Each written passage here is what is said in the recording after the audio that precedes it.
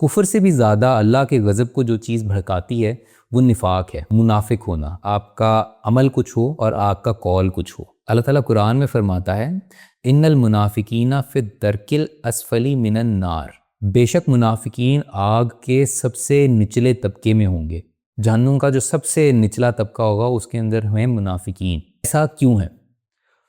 جو بندہ کفر کرتا ہے نا وہ کھلے عام کہتا ہے کہ ہاں میں کفر کر رہا ہوں، میں کافر ہوں، میں خدا کو نہیں مانتا۔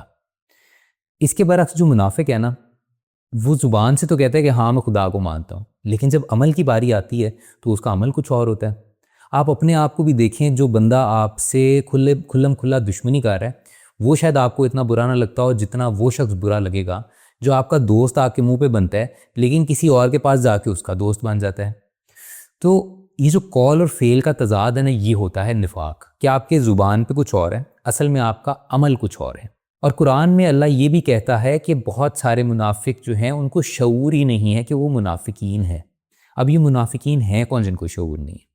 یہ اس دور میں بھی اور یہ آج کے دور میں بھی وہ مسلمان ہیں جو اپنے آپ کو حقیقتاً تو کہتے تو ہم ہیں کہ ہم مسلمان ہیں، قانونی طور پہ تو وہ مسلمان ہیں، لیکن ان کا عمل پورے کا پورا اللہ کے احکامات اور رسول صلی اللہ علیہ وسلم کے احکامات کے خلاف ہے۔ جہاں پر کوئی ایسا دین کا تقاضا آیا جو تھوڑا سا اپنی نفس پر ناگراں گزر رہا ہے، ناگوار گزر رہا ہے، تو اس کو چھوڑ دینا فوراً ہی۔ جیسے ہی یہ محسوس ہو کہ یار یہ نہیں کیا جائے گا، دل نے گواہی دے دی، دل نے کہا ہاں جو حضور صلی اللہ علیہ وسلم بول رہے ہیں، جو یہ قرآن کہہ رہا ہے، یہ بات بڑی حق لگ رہی ہے، سچ لگ رہی ہے بات، اور تھوڑی دیر کے لیے شروع میں کہہ دی ہاں چلو یار ہم بھی دین پر عمل کریں گے، لیکن جب عمل کرنے کا وقت آیا تو عمل کیا نہیں جا رہا، اپنے حرام کاروبار چھوڑے نہیں جا رہے، جھوٹ چھوڑا نہیں جا رہا، بے حیائی چھوڑی نہیں جا رہی، نماز پڑھی نہیں جا رہی، تو دراصل یہ ہے منافق ہونا اور یہ ہے نفاق۔ تو آج اپنے عمل کو دیکھیں، کیا آپ کا جو قول ہے لا الہ الا اللہ محمد رسول اللہ،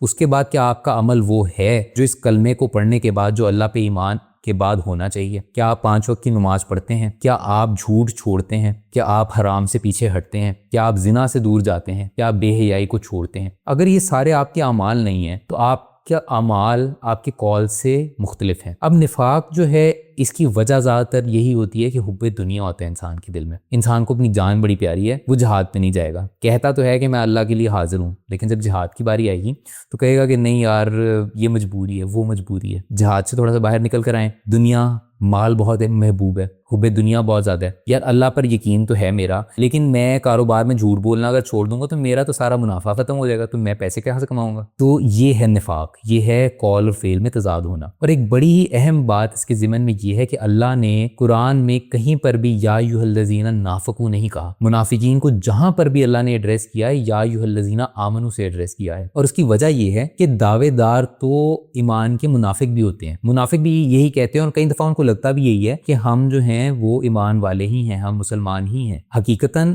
وہ ایمان والے نہیں ہوتے۔ قانونی اسلام ہونا ایک الگ بات ہے کہ آپ دنیا کے حوالے سے آپ بے شک نماز نہیں پڑھتے، آپ جھوٹ بولتے ہیں، آپ حرام کرتے ہیں، آپ شراب پیتے ہیں، آپ زنا کرتے ہیں،